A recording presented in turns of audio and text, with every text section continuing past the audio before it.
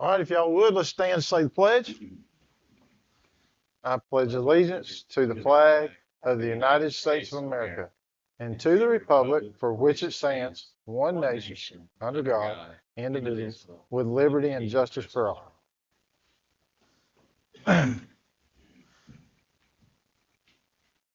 All right, glad to see everybody out this evening. Pretty evening. Uh, do we have any additions or deletions to our agenda tonight? Uh, Mayor Gantz, if you would allow, I'd like to add agenda item just for a brief discussion on the mailing of tax bills. so we'll put that as D on our regular agenda. Tax bill mailings. Okay. Thank you. Anything else? Mayor Gantz, I'd like to request a closed session for personnel matters. All right, we'll put it after council comments. Yeah. Okay. Okay, anything else? Hearing none, I'll entertain a motion to approve our agenda with the additions. So moved. Thank you. Second? Thank you, Randy. Any more discussion? Hearing none, all in favor? Aye. Okay, public comment. We've got a few signed up, or some signed up. Thank you, Mr. Player.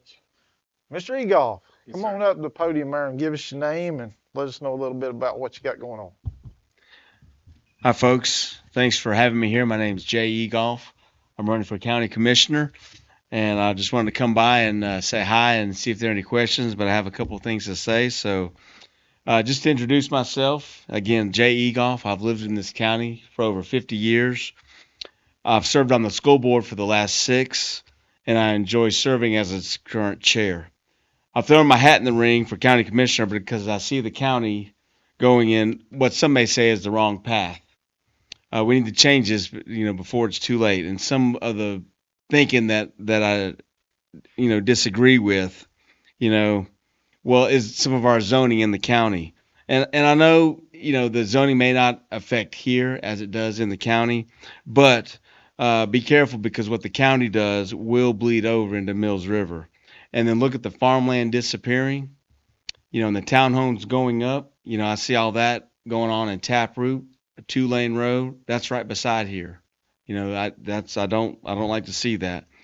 And filling in the floodplains, that's not. It was kind of funny because I spent 24 hours out at Mills River Fire. I spent the night with Chief Livingston, and they had a 2-hour and 2.5-hour meeting, and on training on Monday night, and one of the items was swift water rescue, and he is totally against filling in the floodplain, and he's on the planning board, and the planning board was picked by the commissioners, so they do the advice, they make projections or opinions, and it wasn't followed.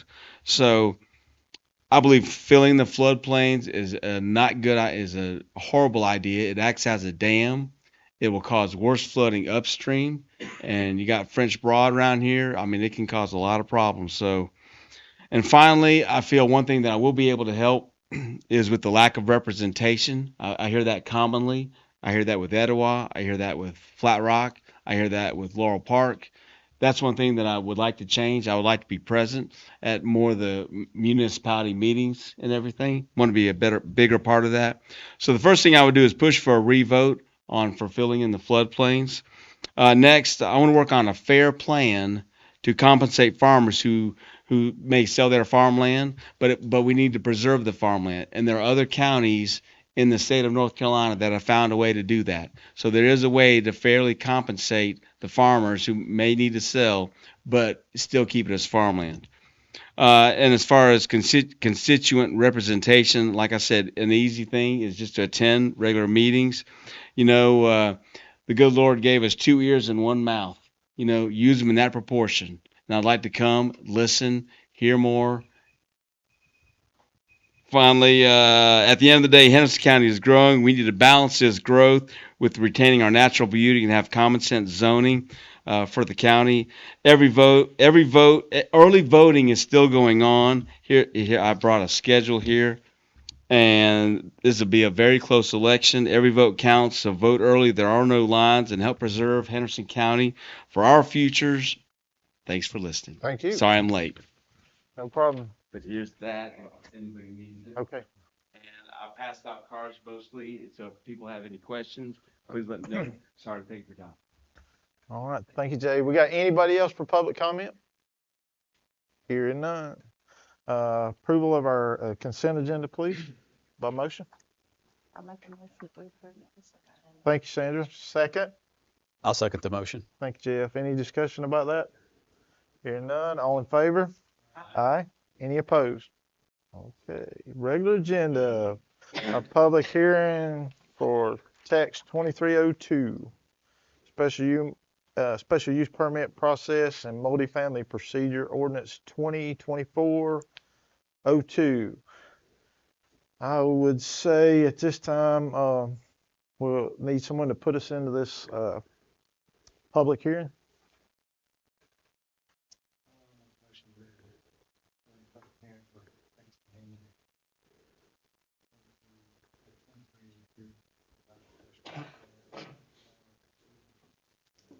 All right, I need a second. Second. Thank you. Any discussion? Nope. All in favor? Aye. Any opposed? Hearing none. Does any council member on this council have a conflict of interest with this we're going through tonight on this particular thing? Nope. Okay. When asked the staff to present. Mr. Mayor, this public hearing has been properly advertised, and I'm going to recognize Mr. Malinchuk, our planning director, to take you through the details. Thank you. Good evening, council members. So when council passed conditional zoning last September, at the September 14th meeting, it was brought up, I believe, at the end of the meeting in council comments that we wanted to look at changing the multifamily development process from major special use permit to conditional zoning.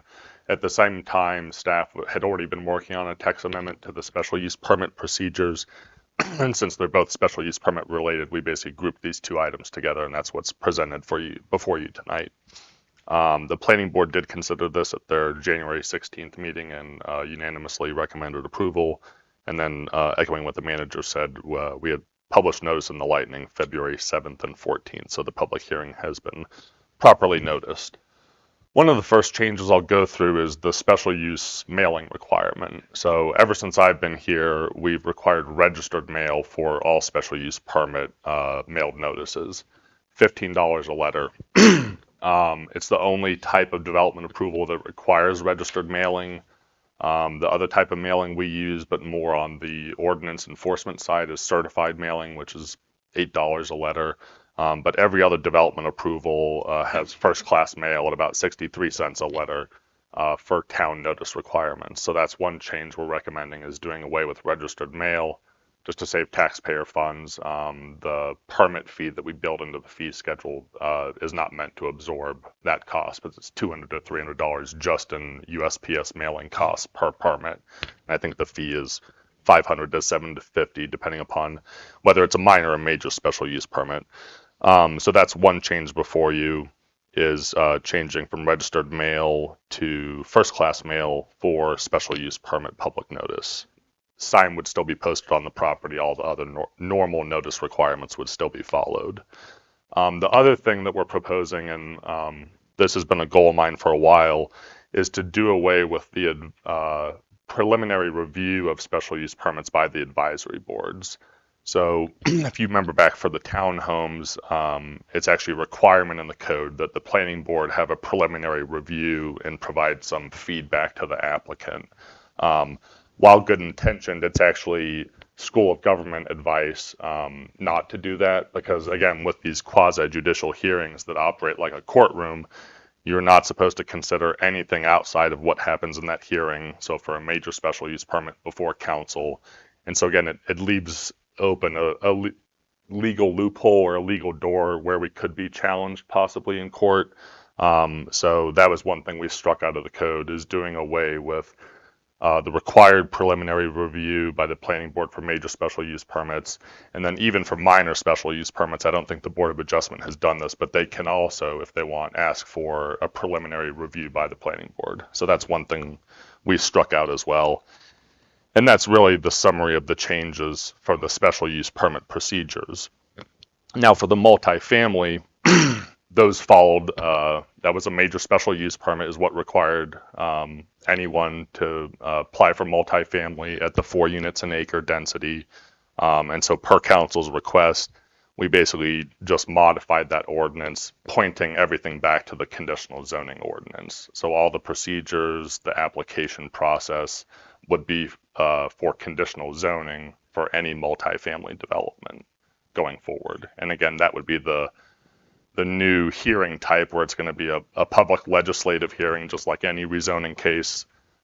Even though we're doing away with preliminary reviews of special use permits by the planning board, obviously with rezonings and conditional zonings, the planning board would always be involved in those decisions with the review and recommendation. So even though we're doing away with their preliminary review for special use permits, they'll still have the opportunity to comment on multifamily developments because we're moving that to conditional zoning. That's pretty much the high level summary of all the changes we've made. There's a couple attachments just because the requirements are spread out in different sections of the code. So attachment A and attachment B highlights basically the special use permit procedures. So those are where the changes to the mailing notice requirement from registered to first class were made, and also the removal of the preliminary review requirement. And then C and D, primarily in attachment C, the multifamily section of the ordinance. Again, that's where we made the changes to strike everything relating to special use permits, and again, pointing for all the application, submission, and process requirements to what we adopted in the conditional zoning process. Attachment D, although it's long, is very minor. Usually in your zoning districts, you list permitted uses and then uses requiring a special use permit. MR30 was the only one that listed multifamily via special use permit, so that was just struck out. But yeah, I'm happy to take any questions. Questions for any of our staff?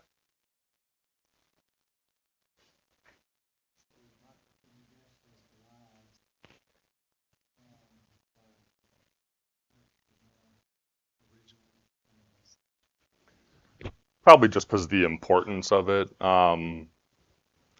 Proof that we completed the mailing. One thing I implemented when I first started here is we do a staff certification. So basically, for any public notice mailing I do, I put together a form letter that has basically a table of every address, every property that's noticed, and then with the town clerk signing it, we basically both attest that the mailing went out that day. And so that's legal protection, saying that the mailing went out. If you wanted it to have that extra certainty, certified mailing is kind of the next step up. But again, it's still half the cost of registered mail. Registered mailing is like having FedEx overnight and having digital tracking of your package. Which is just above and beyond, I think, what we really need.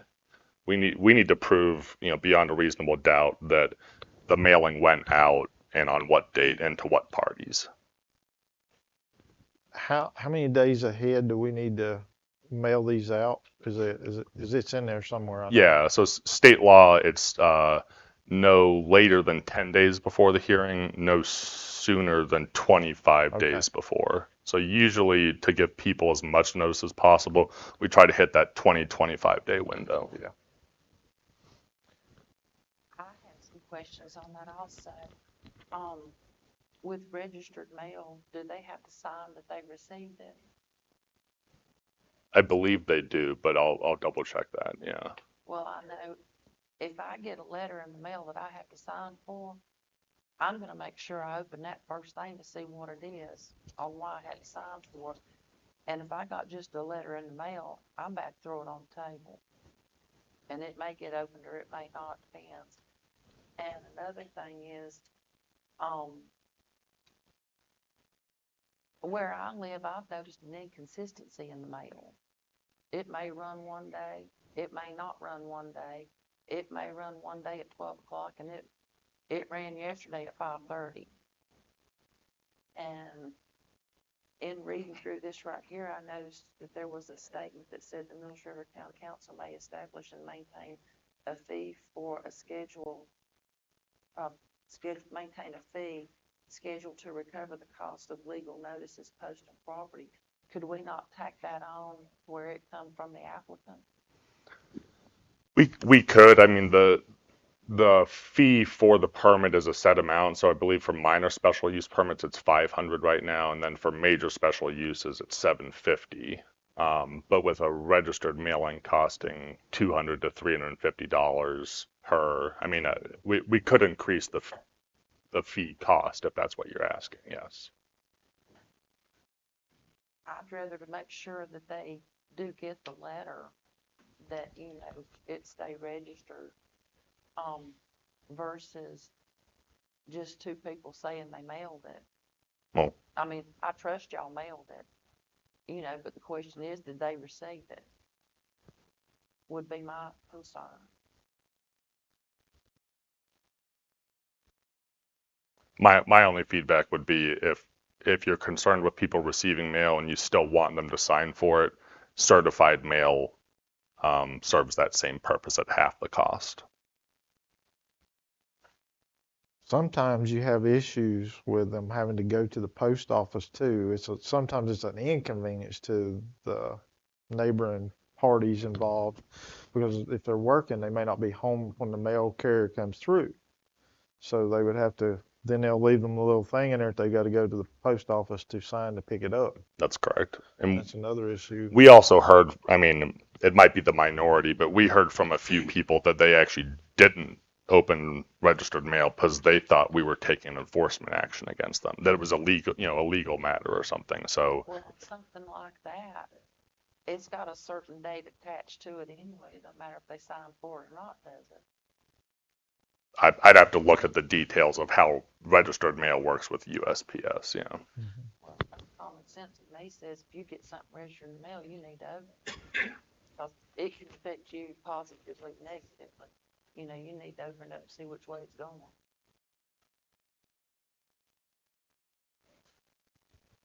Get more. I'll On down the line here, where it said, when major special use permits are required by the terms of the chapter, where it's talking about not setting before the planning board, is it, with what we're looking at here, it's to help slow down the quasi judicial system, correct? Say that again, to slow down the process. Of having to go through the trial like setting where the residents' voice doesn't matter. So with major special use permits, it's always going to be an evidentiary hearing. And again, the major's coming before council. I see. So you're saying it gives a resident an extra 30 days to hire an attorney? Because again, with special use permits, I think that was one of the issues and why we wanted to move to conditional zoning. With conditional zoning, any public comment is welcome and can be considered in the board's decision. With special use permits, what we're trying to move away from for multifamily, you have to have a lawyer or basically a certified professional. So a lot of times, injury to property value is what people bring up. For them to be able to have standing and act as an actual party in the hearing where their voice can be heard. And to do that, you'd have to hire basically a professional appraiser, a traffic expert, a noise expert, whatever you think, however you think your property is being negatively impacted.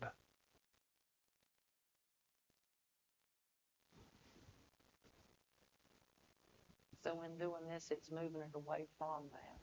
No, I see. You're saying the planning board gives an opportunity for the public to provide general public comment? You're correct. People can provide public comment in the planning board setting, but that's the legal issue, is that it can not be considered in any way. I mean, in theory, if you listen to the planning board meeting, Yeah. where someone makes that public comment, and Can't- even if you don't say it, if it affects your decision, we could get sued, and they could overturn a decision. You really shouldn't, if it stayed as is and they was having a planning board meeting discussing one of those special use permits, you shouldn't be watching it at all. Yeah, because you're taking in evidence and information prior to the hearing that we would perform at a later date. But that's the benefit of making the change and moving to conditional zoning, because you can listen to whatever you want. Anyone can get up and speak and say whatever they want, and it can factor into your decision in any way you want.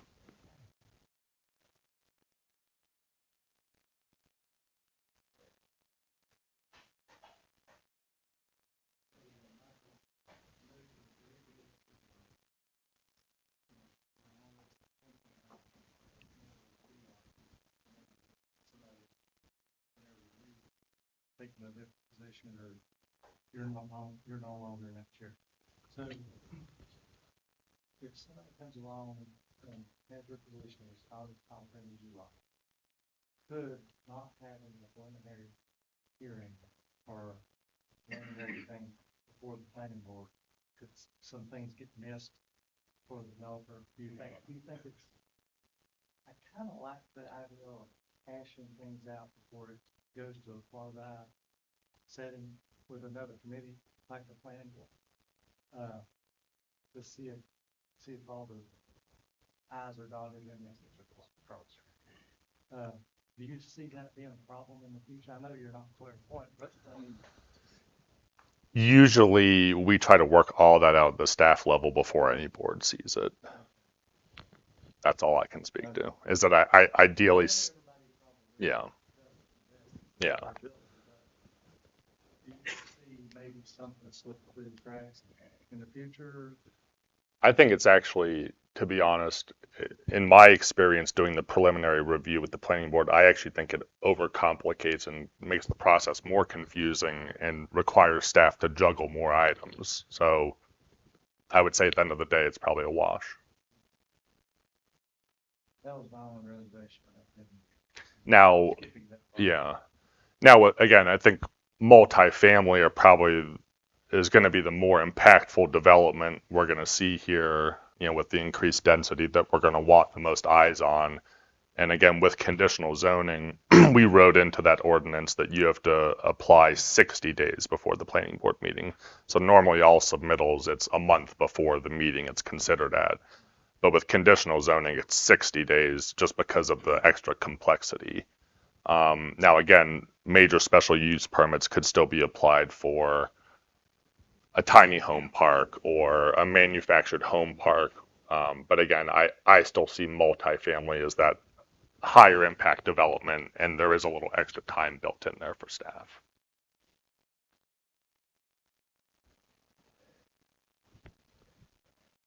Any other questions?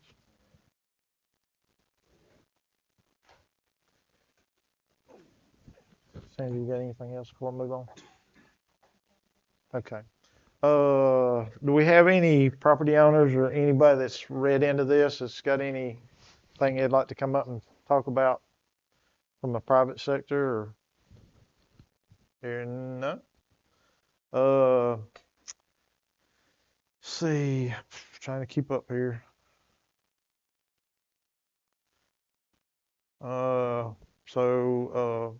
Any just public comment about it in general? How you feel about it? Like it, don't like it? Okay. Okay. Can I ask?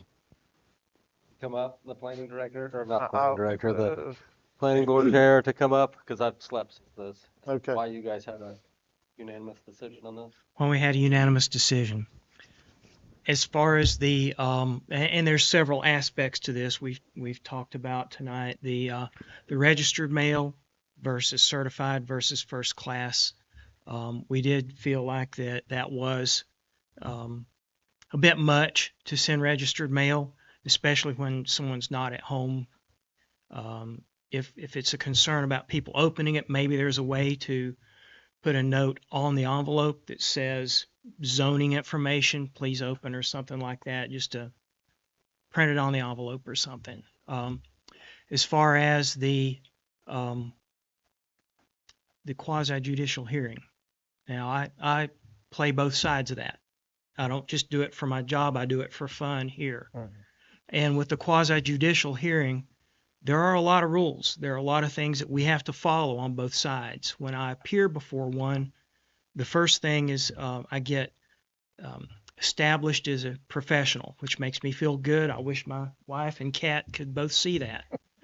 But as a professional, then I'm allowed to give testimony which is backed up by my experience, my the work that I've done as far as the capacity analyses, etc. That type of thing. Then that becomes part of the record. My sealed report then becomes part of the record. When people are always concerned about traffic. Being a traffic engineer, I get a lot of that. If we're able to move it out of in the planning board, people can come in and talk about anything. That is a public hearing, and I wish more of the public would show up. But then once we make a decision as the planning board and make a recommendation, is that something you can really consider? Because we haven't, are we able to be established as experts as the planning board and then give you that? Because it's only expert testimony only at that meeting. So with the special use permit process then going to conditional zoning, anybody can come and give their input. And then you all are allowed. There will still be the professionals here. If this were in another venue, then I could be sitting here getting ready to come up and explain my traffic study.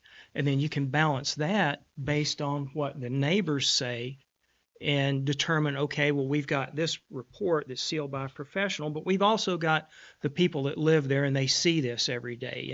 And you can balance that and take that into effect take that into account, if I'm correct on that. Does that make sense?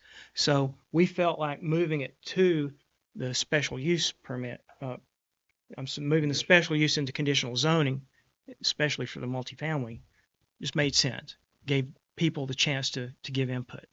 And am I right in saying it also gets us away from those factor findings at the end that the state mandates, and we can come up with our own You can factor come up with findings your own within and the town determine, of- because then as the council, and my understanding is you're able to take into account not just the professional, but the way it affects people and the way, is this part of council vision?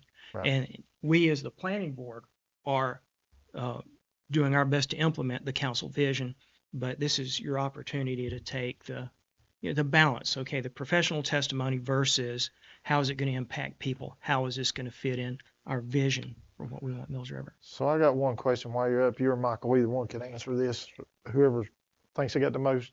So in the way we do it now, unless we change, they can appeal it and it will go in front of a judge, and the judge sir. can simply overturn our ruling.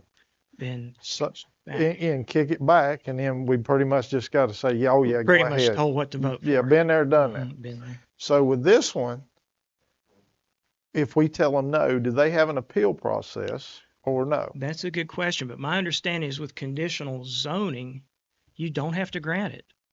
If you just don't think it's right for the area, don't think it's right for the use. Okay, You don't have that's to kind of grant it. what I was thinking, but I just thought I'd ask. And I'm not the, sure. the question that I hear, or the statement sometimes the attorneys will say is, members of the board, my client has checked all the boxes. And if the boxes are checked, Mhm. it's really hard to go against that. But with conditional zoning, it's up to council to determine, does this really fit? Is this a good fit for that neighborhood? And boxes checked or not, you don't have to approve it.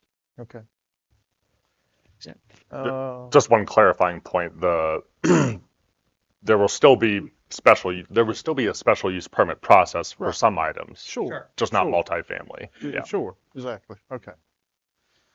Okay, any other questions? All right, I need, if we have no other questions or no more information or discussion amongst ourselves, we need to close this public hearing. So moved. Thank you. Jeff, second. I'll say. Sandra, second. All in favor? Aye. Any opposed? Hearing none. Okay, now we're looking for a motion, on this, how are we gonna word this, Michael? Rezoning, text amendment. would it Text be? amendment. Text And you can amendment. just, you don't have to say the title. It could just be text amendment 2302. Okay, So again, usually it's a motion for the positive or negative to approve with changes, table or deny. gotcha. And then the statement of consistency after that. And then finally, the actual ordinance that implements it. Okay. Somebody feel froggy and smart this evening. Go ahead and light us up.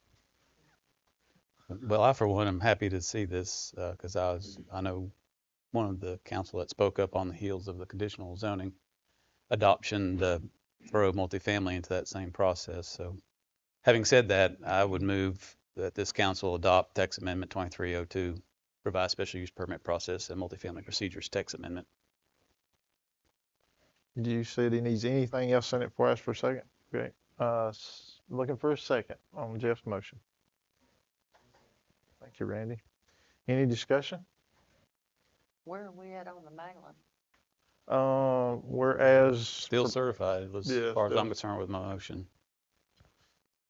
certified or right, the way it's wrote in here, it's just regular first class mail, correct? Correct. As it's Oh. written, So do you, if it's regular first class. so if you want it certified, we'd need to make that change. And just to answer Councilwoman Good's question, I did look up the registered mail requirements. And so the main items is that it does require a signature of basically the property owner, the owner's agent upon delivery. And it looks like it's used more for like legal cash checks and stuff like that, because USPS keeps it in like locked containers in their mail facility the whole time too. So certified doesn't have that level of security. There's insurance included as well. But again, certified, you still get the signature. And then if you do certified with a return response, which I think is an extra $3, we actually get the card back with the signature on it. I'll leave that to council discussion. I'm to the point to where I'm sure these things get posted on our website as well. Or no, they do, these type situations. Right, Every public hearing is noticed on our Okay. website. okay, And again, the newspaper, state law requires Right. 2 newspaper advertisements, a sign on the property in question, and then again, our ordinance requires mailing to adjacent property owners. And you said it was how much for certified? $15 per letter. so that was registered. Oh, sorry. Registered was 15 per letter. Certified is about 8. Well, could we drop certified and do it like where it says the council may establish and maintain a fee schedule to recover the cost to go to the applicant? I'd still probably want to just estimate what the cost would be and build it into the fee versus like sending a bill to the applicant. Just it's a little cleaner. So if that's council's wish, you could approve with that change, and then when it comes budget season, I may make an adjustment to those fees. Maybe $100 increase. Okay. So I would ask I guess you. I need to clarify my motion then, Yes, please. and then see if we can get a second on it. And before I clarify, can I ask staff one more Absolutely. question? Yeah, that's what we're here for. Is there any benefit to staff for having the signature certification on certified mail? Certified is kind of like a tracking it. The USPS will say they delivered it and have verification, but do you really need to know? No. I mean, as long as we prove that we mailed the letters, which is we do internally at no cost. that's the bare minimum requirement. If they sign to get it, then they've gotten it, and whether they choose to open it or not, that's their business. All right, but I go back to, because I've had both registered and certified sent to me, and I'm never at home. And I certainly don't have time to drive to the post office in their limited hours. So I just, I agree with taking it to a higher level to have verification that the letter got sent, but what they do with it once it hits their mailbox, Well, and if I it think hits we've the met our mailbox, requirement. So I would like to clarify my motion to still adopt the text amendment as presented with the modification of notification to adjoining landowners going by USPS certified mail.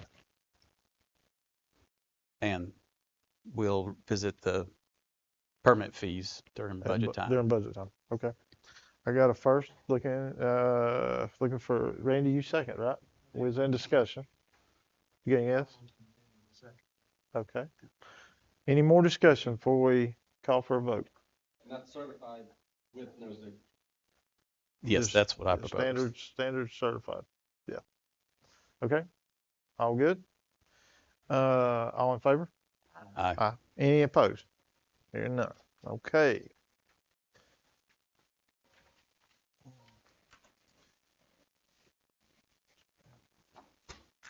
When we get caught up, we'll move on to B, our Land Preservation Committee. I'm sorry. So, Oh. still the statement of consistency, Oh, yeah. and then after that, the actual ordinance implementing it.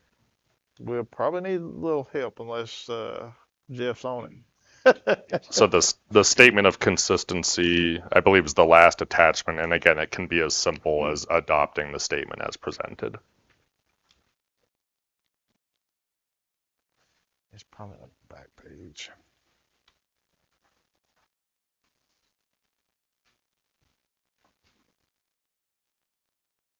Mayor Gons, I move that we adopt the town council statement consistency with comprehensive plan for text amendment 23-02 as presented.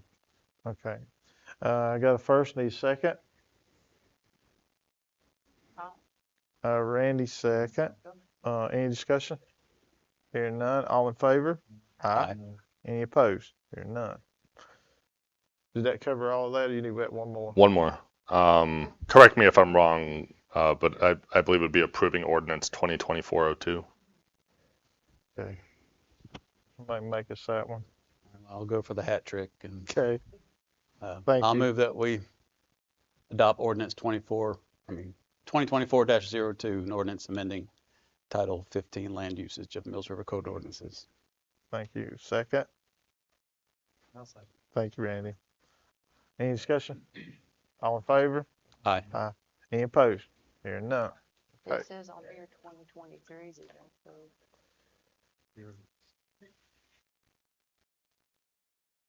Oh, on the back, okay. Is it good? Okay, I just want to make sure. Okay. Gotcha. Okay. When we get caught up, we'll move to item B in our agenda.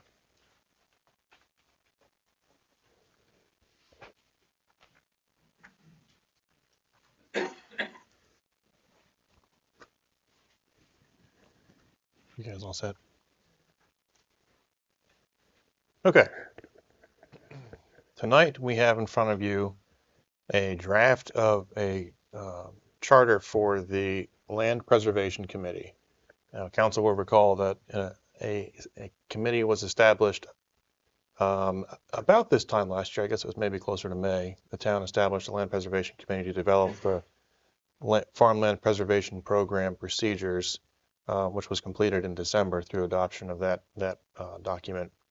So back in 2021, the town established various charters and rules of procedures for all of its committees. Most of them already existed. They were just updated, like Planning Board and Board of Adjustment, for example. So this is the next step in the process of making our farmland preservation program, excuse me, more of a reality. Which is officially establishing this committee as a permanent committee of the town, which would be staffed by appointments of the town.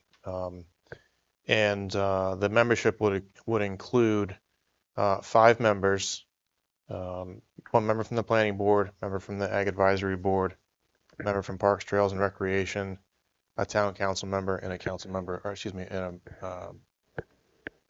yes, an at-large member, thank you. So someone from the public, to serve 2-year terms, and they can be reappointed as often as, or as long as council's happy with them. Now, we did reduce it to 5. The original committee we had that we were working with was 8 members. That's a very large group, which can make quorum a little bit difficult. The bigger your board, more people you have to have show up for your quorum. So this is nearly identical to the existing rules for the planning board. We changed a little bit about how things make it on the agenda because we don't have the application isn't the same as the zoning application process, for example. So this is your first time you're seeing this tonight. I'm not asking you to adopt it this evening. I'm just asking for you to provide us any feedback you might have so that we can make those changes and bring it back to you for adoption.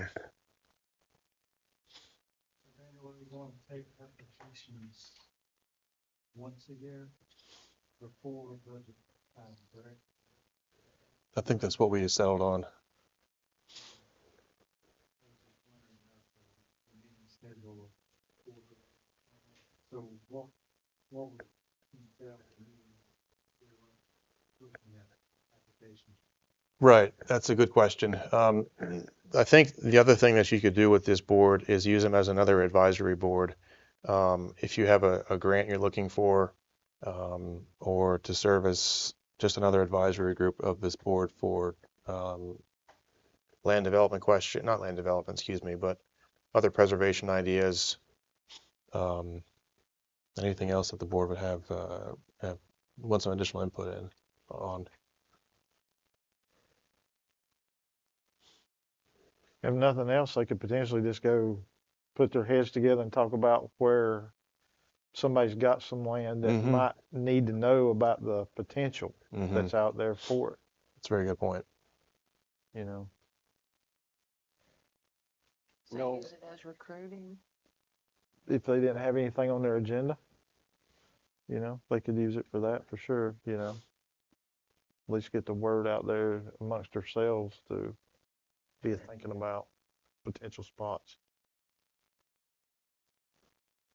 The at-large or from public, will they have to reside in the town? I know like the Ag Advisory Board, you don't have to live in the town to serve on it. We didn't specify. If there's a preference of the board, you can make it a resident or not. It doesn't have to be. I would encourage you to make it a resident position, but you don't have to. One thing about that might be that we might be seeking outside representation from a, help me out, Randy, some of the ones that actually put these things together.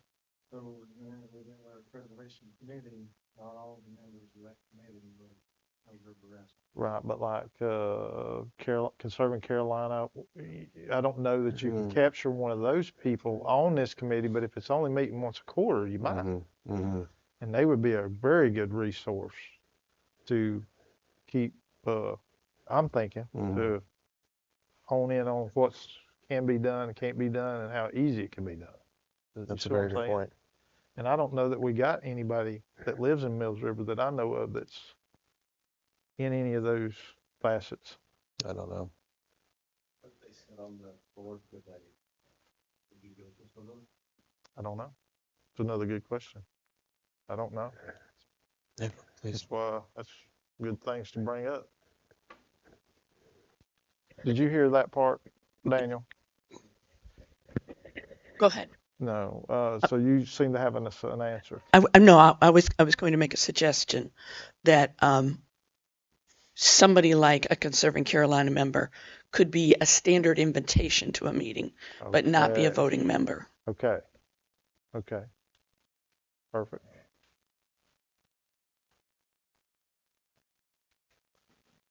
Okay. Well, think about that if you're wanting to be Mills River residents. I mean, it don't, you know, it could probably work fine. Well, the town is setting up funding for it for legal help in Mhm. getting it done. So I would like to see, the residents represented. Okay. So is that a consensus? If it is, we'll pass that on to Daniel he can make note and make the change in it. Where y'all at with it? Probably. Agree? Okay. What are we agreeing? That all parties be a Mills River residents, I Okay. guess. Okay. Fair statement? Even if we're So coming so from the member at large would be a Mills River resident. Okay. At large Mills River resident. Okay. So it wouldn't count for, you could do a workaround, you could get on the Ag Advisory Yeah. Board Right. if you were really committed. Okay. Yeah. You could do it that way. You're really Be a committed. business owner or farmer, not a resident? See, I think if I was putting this board together, I would want me some legal smarts. I would want me attorney on this board, if possible, if any way possible. Yeah. I would need them more than I would need a farmer. I'm trying to capture and save that farmer's land, and I want to do it as legal as I can. And I just don't know if we gain that representation in Mills River easily or not. Wouldn't one of them? And she was good, you said. Okay. Okay, perfect. Okay. Any other questions about this or any modifications or changes you'd like to see to it? As I read through it, it's pretty standard other than that. Can I ask a question? If you step up and think, please. Okay, I'm Linda Britton, a resident of Mills River. Just have a question. Why would you only entertain applications once a year?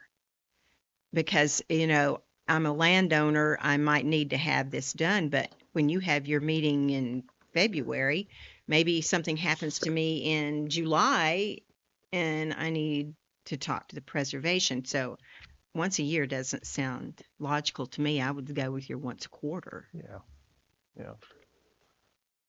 Where you at with that, Randy? Is there rhyme or reason for that? The reason I was Daniel wanted to work again the budget, so we were taking it once a year.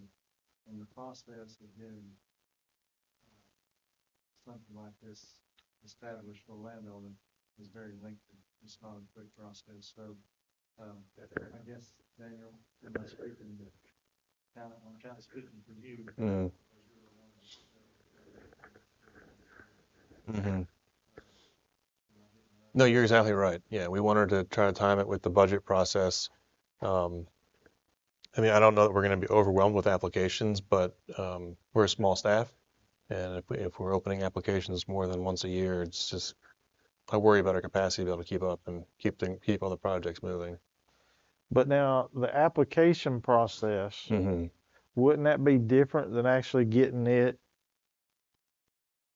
I would think we would want to take as many applications as people's willing to give us, Mm-hmm. and then our committee of 5 would sort through Mm-hmm. and try to find the best applicant for Mhm. what we're willing to put out to spend. Right. So is that still a main concern of getting applications coming in whenever and then maybe making a decision one time a year on what we're going to spend on them or one or Hmm. you see what I'm saying? I don't think it I hurts do. anything to have an application on file Mm-hmm. as long as they know we're processing probably either the March meeting or the Mhm. June meeting, so it fits in our budget, so we know how much we're going to use for an expenditure on that. Mm-hmm. That makes sense. I mean, there's no real harm in having a rolling application process so long as people understand that there's a decision point in the spring, late winter, spring. Right. And that's Then that way, as these boards meet quarterly, they might Mhm. get some new applicants to look through and see how they're kind of pairing up mm-hmm. to make a better decision on how we spend our money. Yeah, that makes sense. I mean, my fear was if we had a rolling application period that we would constantly be going through the application, trying to get people established in the program, and then someone else comes in a couple of months. But if we make it clear that the application process is only the decisions are being made, you know, at one point in the year, I don't see any problem with having applications coming in, Okay. you know, when they come Well, in. let's make that change to it too, Okay. to where it's worded, where it's understandable for everybody. You okay with that, Ainsley? Okay. Everybody? Yeah, but I think all the grant cycles anyway, the federal and state are once a year Yeah. windows, so Sure. the application would reside in Town of Mills River for a whole year if we miss that Sure. window. Okay. That's great. What else we got? Can we clarify what direction we're being given on membership and whether or not they're residents? I'll make a stab at it. I think it's just the at-large seat would need to be a Mills River resident. Am I correct? Or we're okay with one of the Ag Committee is one of the few that can be non-resident, right? And the Park And Advisory Parks and Board. Rec. So, Only the at-large member. well, we'll pull the audience here. That's kind of what we're looking for, right? Do you want that by motion on this? Because we ain't even formed it up yet. No, just Okay, clarify the just intent. and we'll- Consensus, yeah. Yeah. Okay. Fair enough. What else you got? Anything? Thought it would be good. Jeff, James? Good. Good. Randy, good. All right. So with that being said, we'll let you make those modifications, bring it to, y'all okay with putting it on our next agenda? And we'll try to get it moved on through. Sounds good. Okay. When y'all get caught up, we'll move on with our revised park plan discussion.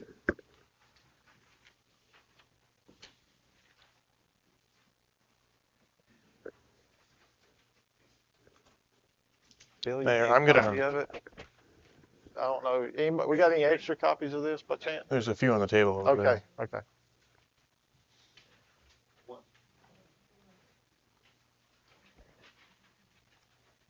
I'm having a bit of a technical difficulty here, but I will introduce the topic and we can get the conversation going.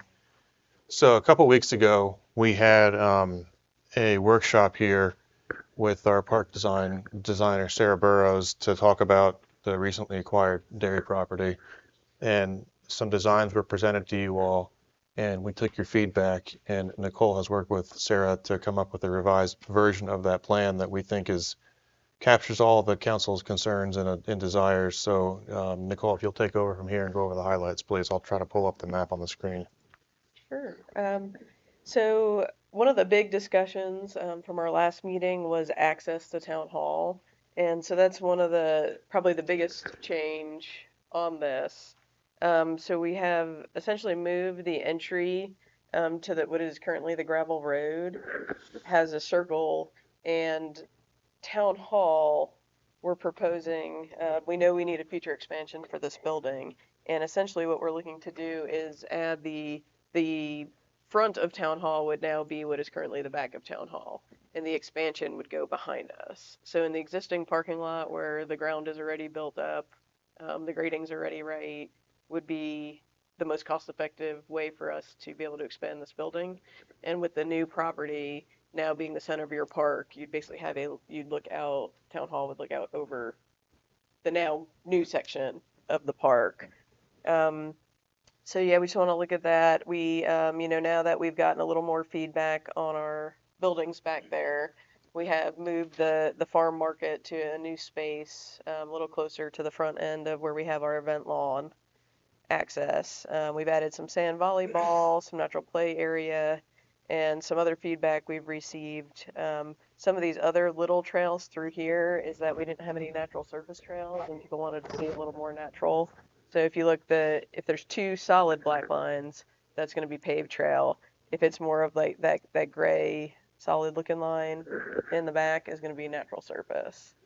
So today, what we're really asking, I know you all just got this, but mostly want to talk through that town hall access and get your feedback, or if there's any other things you all want to talk through.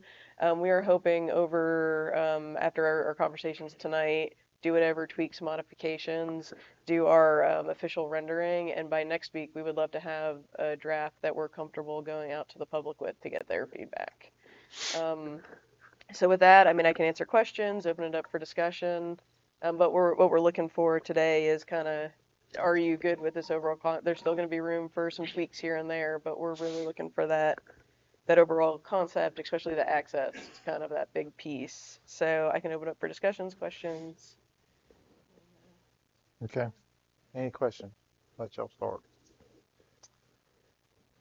I think this will be improvement over what we saw last time, especially for access to the town hall. I really like this one.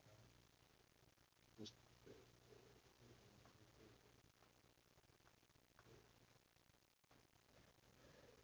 A rough idea of how many parking spots were added?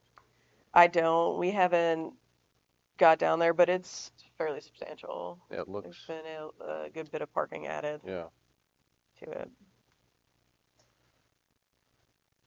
Did we check on any of the issues with the buffered land on the backside, the way Bradley had did it with permission from Soil and Water and everybody? So I've not seen anything. I still have no indication or So you just want me to reach out to him and him get you what he's got? if he's got something, but ultimately, yeah, that buffer, well, yeah, that buffer's something, we are gonna have to do something there. Okay. Because it's not on file, whatever he Okay, did. So. Yeah, okay, No, but yeah, if you have something on it, I would love to see it. okay, I'll see what he's got. That'd be great. What kind of building are they proposing for the market? I mean, that's still, like, to be determined. Right now, we're just looking at having a space. I think we would look at probably an open air structure, but ultimately we would talk to the farm market and find a design that works, obviously for what they need, but also for what the town would potentially use it for as well. So right now, that's mostly just a placeholder. And as we got into the project space, we would talk closer about designs and things like that. Is the road going out to the left of the future recreation area, is that still a exit only? It would be exit only because there is just not quite enough space to do 2 lanes there.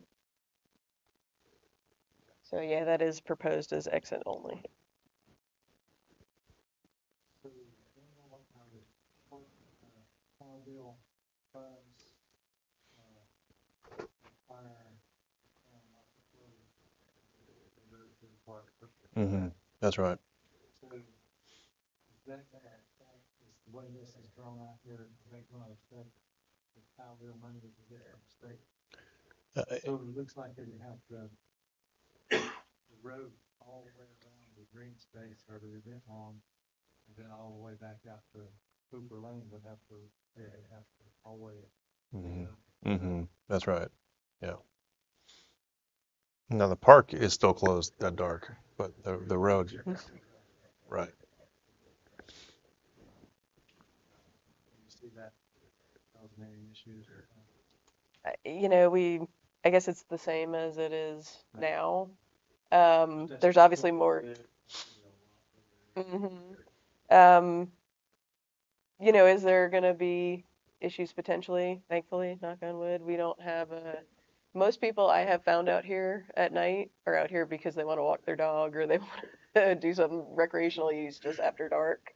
But that doesn't mean that won't always potentially be an issue. It's possible that I'd have to look at the Powell bill requirements for road design, but it's possible we could, if you can see my cursor going up, keep the main drive public like it is right now, and then keep this open, and then keep this open, which is probably about the same amount of road frontage we have now. But that would give us the ability to close off those other roads and kick people out if we had to, which fortunately isn't really an issue for us now. But I think we can get creative with it. The bike skills area, what kind of area? Explain to me what that's going to involve.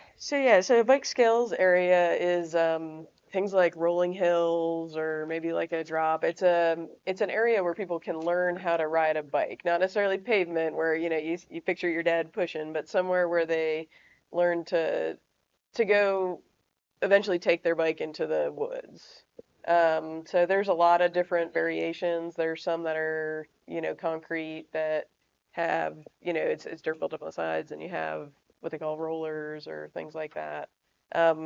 It's a bike playground. It's a playground you can bring your bicycle on. It might have a little, boardwalk where you, ride up and then ride down, but everything would be very small scale. We're not talking, Canoga Bike Park or the Riveter over there. We're talking very thing geared for very beginners. So it on would that. be low maintenance to keep it up, and rainwater wouldn't wash it, and It depends on how you build it. Some people do build dirt jump, like make it where it's natural surface. With the amount of use out here, that probably wouldn't be my recommendation, because the upkeep on that is very high. Of course, the installation to do something with concrete or asphalt is going to be higher, but your overall maintenance is going to be less. So that as we get into the design phase, that'd be something that the council would have to look at and decide.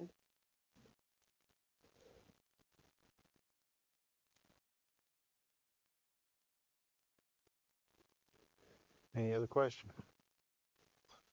Ideas? If there's anything you think is missing that, you think you heard from the public. But again, the big feedback is, looking at that entryway and that transition there, getting into town hall. If there's a consensus that's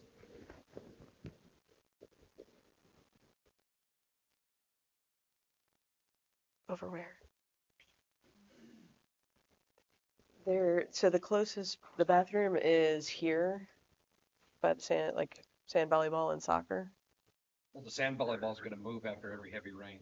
So it's a mobile. Yeah. Just have to go back and get the That net. square, yes. Different Yes, spot. the service. Next to the market, yeah. Yeah. And our final rendering will have all the, yes. So when this goes to the public for their feedback, how more detailed is it going to be than what we're seeing? It's gonna, if you've seen our current park master plan for the site with the colors and you have picture blowouts, those sort of things, Okay. that's what it'll look like. So they'll have more than just some squiggly lines on it. Okay. So to answer the parking question, I've been approximately 350 spaces is what we would be adding. And in everybody's professional opinion, that's adequate.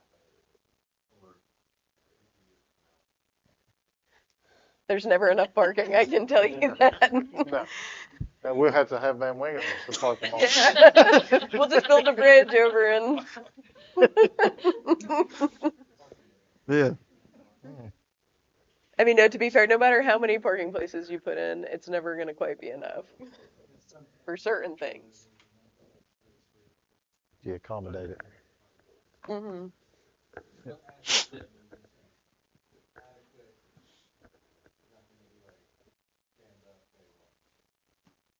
It's going to be busy. Lots of things. No, soccer is going to be your biggest draw of the most people at one time. I mean, that's going to be your big draw. And big games, that's a big parking lot. But yeah, people will have to walk like they do now. They'll be parking in the park. Is it going to be where they want it is always the challenge. And so without, again, essentially paving paradise to build a parking lot, I like that there's a lot of parking around the event hall. Mm-hmm. Is, with it being an exit only, is it going to be an entrance only to the roundabout? That would still be two-way. So that would be the main. That would be your new main drive coming in. So you could still access in Hooper Lane as it's existing now. Yeah. You'd have that main entry here, and then it'd be exit only over there by the soccer fields. So am I right in thinking that the tower to go up and look around is no longer here, right? That. Where have they relocated I it? think we were looking at it'll be clear around the other building, but we were looking at keeping it fairly close to here because this is your best view. Yeah. It's already elevated. And there is potential that we talked about it. It could be even an architectural feature of this building during the expansion that you maybe have some sort of rooftop Okay. observation. Okay. What kind of lighting are they looking at putting in? That is, that would be down the road. We would look at lighting. This is just, kind of preliminary where things would go. And as we got closer into projects, then we would look at lighting. But it would certainly follow the lighting ordinance, so our planning director doesn't. We wrote it all out. You're good to do it. Whatever our ordinance allows. Whatever that man says we can put up. Well, they could light it off from that end and shine at this one. This maybe is too soon of a question, but what's first? That is probably a big discussion we're going to have during your visioning session. So once this is hashed out a little more, ultimately, in my opinion, and I know it's not the super fun things, you really need to look at your infrastructure because you have to get your road in place. We need to look at how utilities are going to go, your power, your water. So I know people that they want to see their soccer field, they want to see the event lawn, they want to see all these things as quickly as possible. But until we get that infrastructure in, so that essentially needs to be the first thing we look at is how we're getting that infrastructure there. And that doesn't mean you have to build that whole road all at the same time, but we need to get those designs and engineers done and get the access over there. And then from there we can decide what's next. But that will be a discussion during our visioning session for budget. And there's only one baseball field. Yeah, we did not, baseball was not one of the highest rated things on our, so we looked at, the sand volley or the multi-purpose fields, and there is still room, and it would be tight for future if we ever really felt the need between pickleball and the splash pad area. There is room to fit a small little league field in there. You do get into foul ball territory where it could get a little jammed and dangerous. But ultimately, as it stands, baseball was not nearly as high on our list. And just even the use we see out here with our existing fields, our multi-purpose fields, is definitely what is in high demand, which is why we focused having those over there. So once we get all this input back, we put it up, or we get all our ducks together and we send it off for our grant application. How much of this is, we can manipulate stuff around on the property, but we got to pretty much keep these basic things in it? Or how does for that? phase one. For phase. So whatever we determine, and we'll talk some through our budgeting session of what we want to include in phase one. Okay. So that is basically what we're promising in 5 years we will start on. Okay. And so we want to make sure that's something really manageable that we know we're going to have the money for and be able to do. So when we submit that money, in reality, just like we did with this, every 5 years you should take a soft look at it. Every 10 years you should do a major overhaul of your park master plan of what Okay. hasn't been done because the people wants change, and needs things, wants and needs change. Okay. Pickleball may be out by then, so we want to make sure we're keeping up with what people want. That was a question I was going to ask. So just because we did this, don't mean it's set in stone. No, not at all. As I said, if we get that grant, whatever we put as phase one as part of the grant, we would be required to do within 5 years of receiving that money. Okay. So that will be the hard discussion to have of what we want to make sure we put in there in those 5 years. Well, I would suggest before we put anything out to the public that we at least include the multi-use field that's nearly completed down here on the map. Oh, yes. Yeah, that will. So let people know that it's there, Right, yes. We're Yeah, almost. the open space up here and the meadow will be in the final rendering will be included in there. And this may be too granular for this stage of the process, but the market I envision would be a vendor shed where the vendors would come in from each side or back in from each side. So the north end of the market, north side where the walking trail is, I see basically travel lanes for pickups and small trucks as well as maybe on the end of the building too. So I think the bathroom would need to be not quite so Quite close so to it. close. And then the walking trail may need to yield to some more Okay. logistically moving vehicles in and out of that vendor shed. No, that's great. That's, yeah, something. It's going to occupy more space than what's been granted on this plan. Hmm. There's some event lawn to give. I think we can yield. For the batting cages, where are they gonna be? Sure. So that has, she has them. They'll actually. So literally what that is, if you've ever seen them, and we only would have room for one. It's just basically a long, skinny See it thing right with nets that go over it. From this drawing, I've already given the feedback. We would actually have to move our existing shed and scoot back so it doesn't block our access gate to be able to get in and out.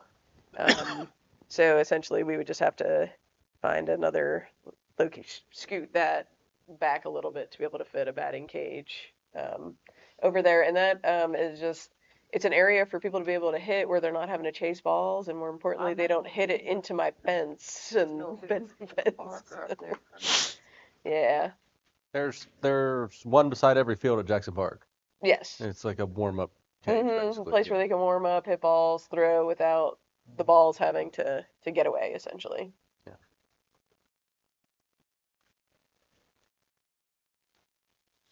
Anything else you'd like to see on here discussed? And the boat launch and all that's still down there. That would stay the same. We are proposing just expanding that gravel parking area a little bit because we do have high demand down there, especially in the hot summer months, to accommodate that parking.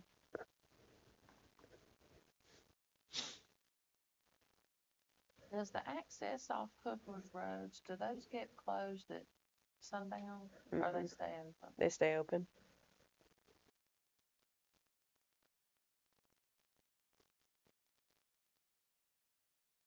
Is the park gonna stay closing at sundown, or is it gonna stay later? I mean, ultimately, that's a council policy decision. So as it stands now, our park ordinance says the park closes at dark. So unless council were to change that, it would stay closed at dark. We have had feedback and demand. People would love to see the baseball field. I probably get the most, where they would like to practice later if there was lights available, and tennis are probably the two that I get. Hey, it'd really be nice if we could stay after dark, but without lighting infrastructure there, that's not a possibility at this point.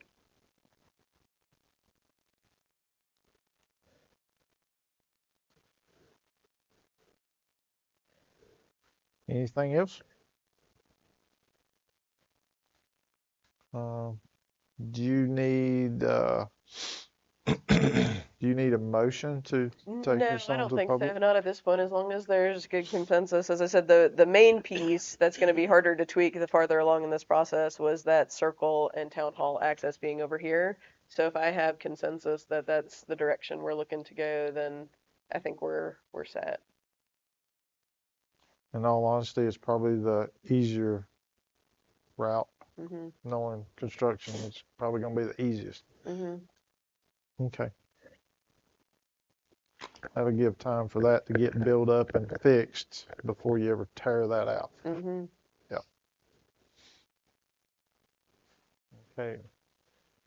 And I mean, if you think, you wake up in the middle of the night tonight and something comes to you, definitely please shoot me an email as you can. And as I said, hopefully we'll get our final rendering next week, and we'll put some stuff out on our website, our social media, all that, to get folks to give some feedback. And we'll set up a couple events where people can come in here and chat and give their opinion before we do a final rendering. And we'll take it to our parks board in March, and then you all in, I think, your first meeting in April, and have to get that approved so we can get our grant application in time.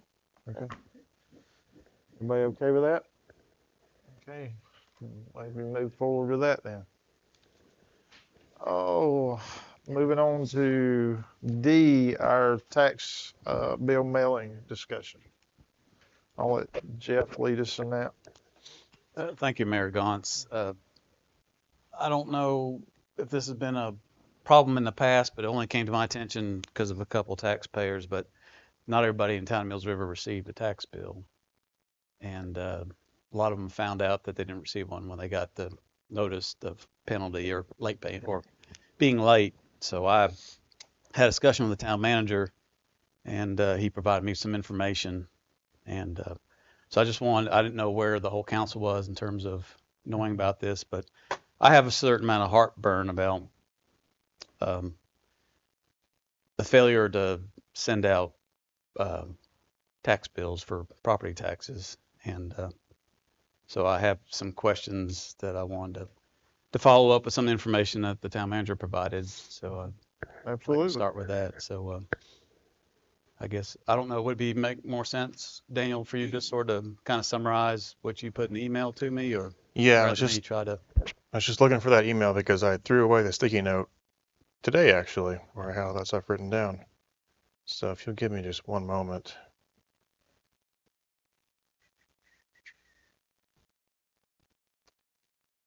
Okay, so typically the way the tax billing process works is we get the information from Henderson County, and then Harley spends a few days going through it and double checking it, make sure it's accurate. And then it goes to a mailing company, and from there they actually print and stuff the envelopes, and then it goes out to the residents. This year, when it went off to the mailing company, somewhere between it being printed and it being delivered, we don't know how many, but several tax bills were not delivered to property owners. I will mention that the county uses the same printing company, and they have the same problem. So I don't want to put blame on the printing company, but that's the common denominator here. When we discovered that the bills had not gone out to everybody, we put a post on Facebook on September 7th, which was just a handful of days after the bills were being delivered to residents. And then in October, as part of the newsletter, we put a little blurb in there about what happened and reminders that you can pay your bills online and call us if you have any questions. And then we also put something on the website in December, and then put the signs out, and also in the month of December that go around, that we put around town, 25 different intersections, I believe, or 20 signs around town, reminding people to pay their bill by the January 5th. So I don't have a good answer as to why this happened.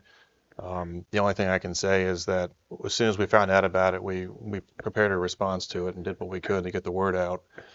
We have a very dedicated tax staff, and to my knowledge, this has never happened before. And they made every effort to contact owners that typically pay early, because we have groups of people that come in and pay. And they've been doing it so long now that we know who they are, and if they haven't come in, we will reach out to them on occasion. So that's what I have as far as the response to the tax billing error. The billing company, Mm-hmm. there was no way for them to edit who got sent and do an adjustment and bill a second for group that didn't get theirs. Or we didn't know who got them, who didn't. From what I understand, we don't know who did and who did not get them, but Arlie really handled those questions directly with the mailing company. So if you have more questions about that, I would just ask that we wait another meeting or so we can get Arlie back here to answer those questions. I guess one question, or Jeff, this is your project, but I think that we definitely need to look into another firm for sure, Mm-hmm. but we need to try to figure out what happened here. Mm-hmm. Because if it happened to them, it might be the way that it's getting sent to them that they're not getting them all. Mm-hmm. That it might happen to the next one or the next one. That might be a computer change that the county tax billing made in their computer system somehow, that they can't read them all on the other end. Go ahead. Well, did town staff learn from the mailing company, or just from People- taxpayers that came in and People said, came in. okay. I had people even calling me a day or two before that didn't realize it till they got their late notice that they hadn't been, and they're like, "Hang on, I never even got my first one." Yeah. And I didn't know what to say to that. So, I mean, is there any contract with this mailing company about what services they provide and how much? And some sort of assurance that they're going to perform I don't to know a off the certain top of my head. standard? Okay. I'll look into it though. But yeah, like when I said heartburn, because we have landowners that are absentee, they don't actually reside within Mills River, so they wouldn't see signs. And I, for one, I'm not on Facebook or Instagram or any social media, so I don't learn about it that way. And then, we also have taxpayers or property owners that have more than one track, so they might get a stack of bills, and they may not know that they're missing one, Sure. and then they're getting dinged with a penalty, even if it's minor. So I'm not satisfied with the status quo with the mailing company. One, I think, they should be reaching out to the town saying we didn't live up to, I would hope we have some kind of contract with them or understanding of what services are going to be provided, because they didn't get provided, and it puts us in an awkward position. Did So we I don't know get- how long we've used them or, like I said, what cost it comes, but I'm, I guess, happy to hear this hasn't happened before, at least to not the town's knowledge. But I just also have some consternation about, those people that did get assessed penalties for being late but never got a bill. I don't know if that's really equitable, given that I think it's incumbent upon any municipality or county to send out a tax bill, because people don't know what they owe. I mean, Right. especially this with revaluation. I mean, everything was in flux, so Right. it really needs to take place. So that's just some things I wanted to follow up with the town manager, but I thought it'd be better in a setting with a full council. Just, if it's just my concern, then I'll follow up afterwards. But I believe we were told that 20% of them didn't go out in a meeting. so I've not heard a number, but I know I've heard from a couple, and, when you get elderly people who don't always stay on top of things, and then they receive a bill that they hadn't got before, and they have to pay a penalty, and they were terrified, that they were going to be foreclosed on and all this, and it set a chain of events in that I know of. But I had other residents who said, they had multi-tracks and they thought they'd paid them all. And then, they got a late notice. There was one that wasn't included in the others. But so in closing, I guess I would say I expect more of the town. I mean, they demand more of us, and I think we should provide better than this. And if it falls at the feet of the mailing company, so be it. We need to revisit what this is all about, because I'm just now learning. But this is a bad reflection on the town, and it's something that should be, regular order of business, and it shouldn't be a big ordeal. And I don't know why it didn't happen this year, but it's a concern of mine. And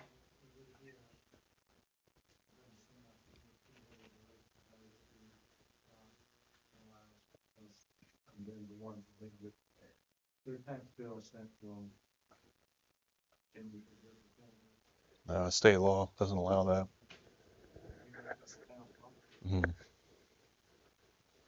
It's the way it's wrote, if I remember correctly, it is the landowner's responsibility to pay it regardless if they get a bill or not. Pretty much how it's That's written. right. That is. And that's so they can't dodge that part of it. I mean, I'm with you, because we got like almost 97% or better every year pay. And here's some of those out of that 97% is getting penalized when they've always been good about it before. But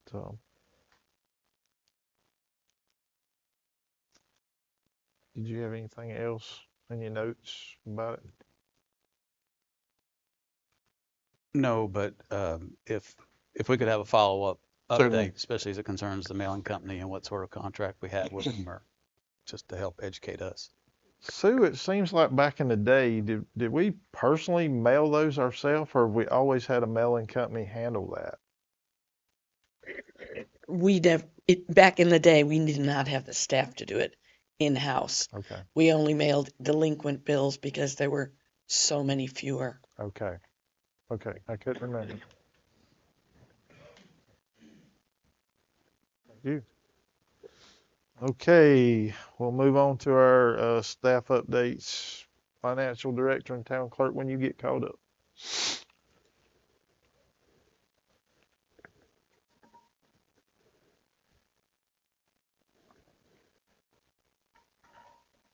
I don't have an update for you tonight. Okay. Our tax collector is out tonight. Does anybody have an update for her? Hearing none. Okay, Parks and Rec, Nicole. Just a few things. Coming up, we got our March 9th, we got our fishing day, so it's going to be a really, really fun day out here. We're still looking for some volunteers to help, so if anybody out there, That starts like at to- when and ends at when? it's 2 to 4. 2 to It 4. was pre-registration. We are full and have a very long wait list. So if you didn't get on this time, we are looking at some future dates to be able to do this again. But we're really excited about that. Other than that, so tennis started this week. We've had a really great turnout for that. We've actually opened a few new sessions because we didn't have enough room in our existing sessions. So there's some new sessions that we do have room for, which is awesome. So if anybody's interested in learning tennis, we have adult classes, we've got youth classes, we also have pickleball as well. So they can go on our website, check that out. And that started this past week, but we'll still, if people wanted to join in, they can do that. Other than that, people just need to be ready. Soccer starts next week, so it's going to certainly increase volume in the park. So really excited to have soccer back out here. Baseball started this past week with rugby. We'll have our other field rental starting March 1st. So anybody interested in that? Other than that, I just wanted to give a really big shout out to the North Carolina Wildlife Commission. They came last week and this week and did our seed planting, so that is complete. So come spring, we will start to see our first little bit of flowers coming up in our meadow back there. And that was a huge lift for us and saved us a ton of money for them coming out to do that drill seeding for us. So I'm really appreciative of those folks. And then the only other thing I have to add is we're going to have some sewer work going on near the basketball court and baseball field, hopefully beginning next week. And so that's going to create a little bit of access. People are going to have to kind of walk around a little bit. And so just be cautious through there. Just wanted to let folks know that that'll be going on. Okay. Any questions for Nicole? No. Michael Planner. Just reminding everyone that at the planning board, we've been talking about the mixed use zoning district, particularly in the southern part of town. And again, some of the inconsistencies with the town comprehensive plan. We had a general discussion at the January meeting and really started diving into details at this last February meeting with some specific maps, identifying areas where mixed use could remain in the corridor overlay district. And then the next step staff is bringing is basically looking at the county zoning districts, so R40, R2, R2R, and R3, and basically looking if we could create similar town zoning districts with limited uses and lower density for those more outlying parts of the town that are not desirable for high growth. Again, I think we're looking for feedback from council. Again, those meetings are on YouTube, and again, you're always welcome to attend in person. So just wanted to put that out there. We did get 3 submittals for the Unified Development Ordinance request for qualification. So the town manager and I are reviewing those, and hopefully we'll come to you with a recommendation for a consultant sometime in the future. We did get the resubmittal for the new shopping center plans just this afternoon. So staff's probably going to start reviewing those next week. And then just one transportation update. I know the mayor heard this, but we did hear in the Transportation Advisory Committee meeting with the county this week that the 191 widening project is going to be delayed by a year. There is still the possibility that there could be tree removal, utility relocation happening, but the project won't go out to bid most likely until August 25. Okay, Daniel. No updates from me this time. Okay. Council comments. Who's got any council comments? I would like to say that there's been instances where things have gone on and council wasn't notified in a timely manner of things that go on here at town. One instance was when the bathrooms had the ice freeze damage down there, and another instance. And I just think that the council needs to be notified as soon as possible so that they can stand a chance at using resources wisely to take care of things. So that would be appreciated. Anything else? So I have something, so,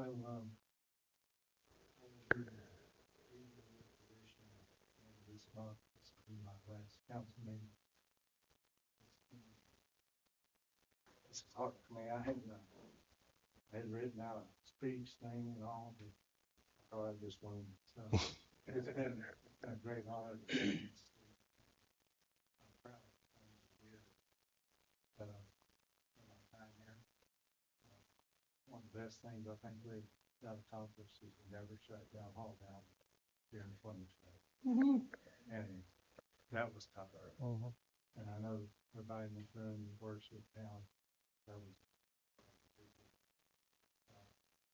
appreciate it, everybody here. And that's all. Thank you, Randy. Thank you. Thanks.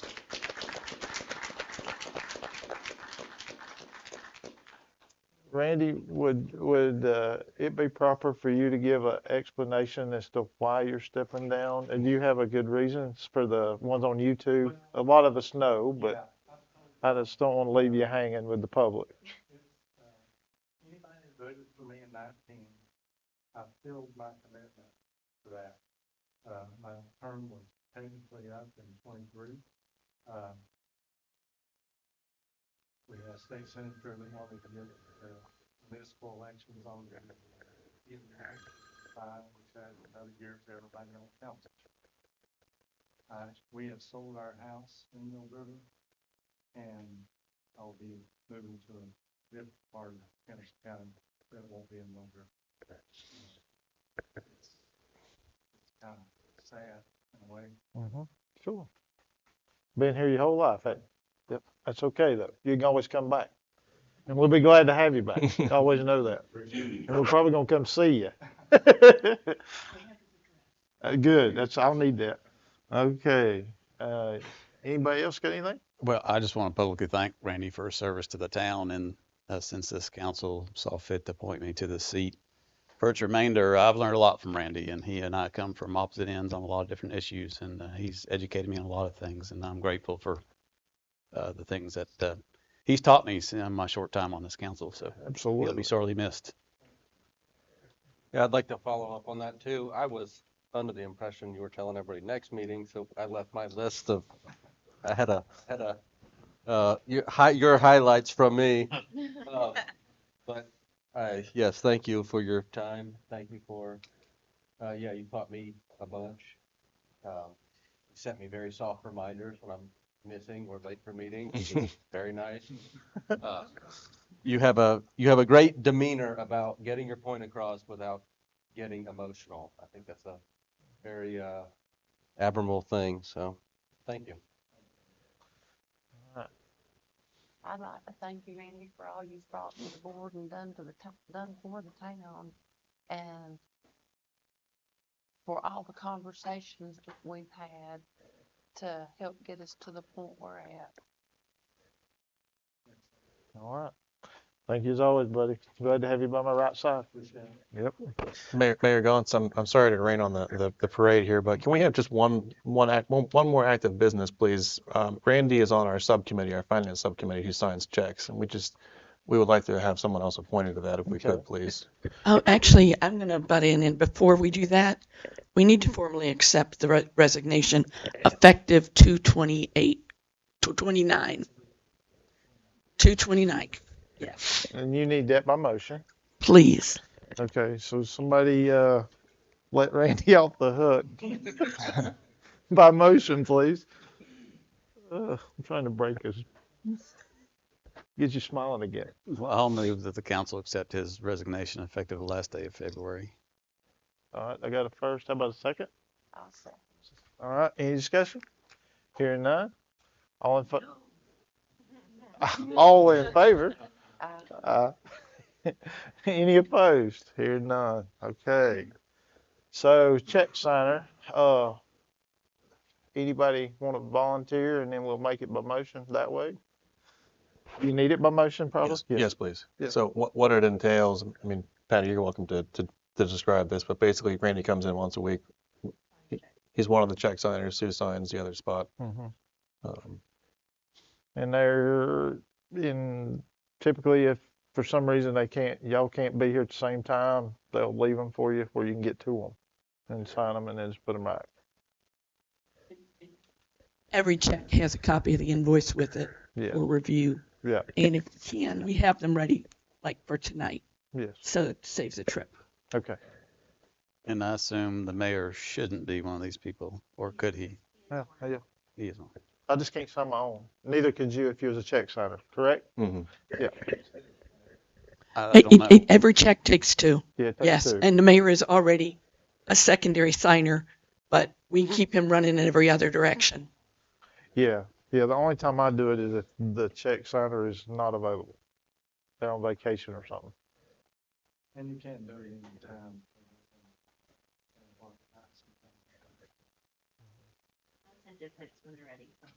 Yeah. And if there's a deadline on it for some reason, she'll let you know that too.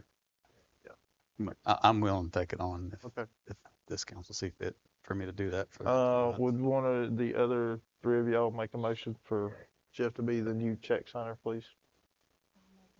Jeff be the new check signer. Okay, I got a first. How about a second? All right, all in favor? Aye. Any opposed? Here, none. Soil and water. You're on soil and water, right? Or the advisory, the water sewer advisory thing. Hendersonville Sewer and Water Advisory Committee. When do they meet? Quarterly on the 4th. I thought it was the 4th, but it's a Monday every quarter. Any at 4 o'clock? Okay. Yeah, so Sandra's interested? Okay, anybody, you interested? Anybody? Let her have it? Okay, all right. So you make a motion? I move this council appoint Councilwoman Good to the So, Sewer Advisory Committee. okay. I'll need a second. Thank you, James. All in favor? Aye. Any opposed? Hearing none. Anything else we need to? We have the mayor pro tem position, but I mean, you don't have to make that decision tonight if you wanted, if you. So I'm gonna go ahead and mention this now. Okay. So with Randy leaving the end of the month, we need to start thinking about, not only the mayor pro tem position, but what we're gonna do with this seat. Are we gonna try to fill this seat prior to the election coming up in November?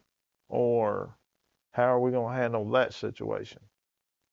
I'll sit here and say in an open meeting, I don't feel comfortable putting one of the people that would be running in this seat. I would never make a motion to put one of them in there, just because I wouldn't want to influence the public's vote. I don't know if that's the right way to be or not, but that's my personal opinion on it. But we need to start thinking about that, because we'll need to, if we're going to replace him, we'll need to start looking for possible candidates to replace him, or by consensus, we're going to leave it open and let the election fill the seat. We do have a budget cycle coming up soon that we need much brain power as we can have to help Daniel and staff with that too, though. So. I'll say it's the flip side of the coin that you mentioned is that not only do you want to show favoritism by putting one of the candidates in that seat, but that also means that if you put a non-candidate in that seat, that person's only going to serve till the end of the calendar year.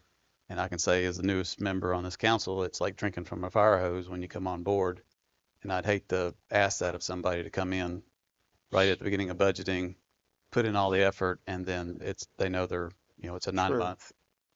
8-9-month stint. So true. So that's a roundabout way of me saying I favor the voters in Mills River decide who sits in Randy's chair. I'm pretty much with you. Not only that, but I'm a straight shooter. I'm gonna if I decide to put someone in here, I'm automatically get some enemies and some haters on me, and I don't really want that. I want to be everybody's friend. Everybody knows that. So I'd rather the voters pick them, I'll only have one vote that day also. There is precedent for leaving a seat open. Seat, inside this seat. It was several. It was better part of 2 years. Yes, it was. There was. This is one of the issues with having only 4 members left on your board. There was never a consensus. There was never a 3-2 vote for anyone. So it's remained open.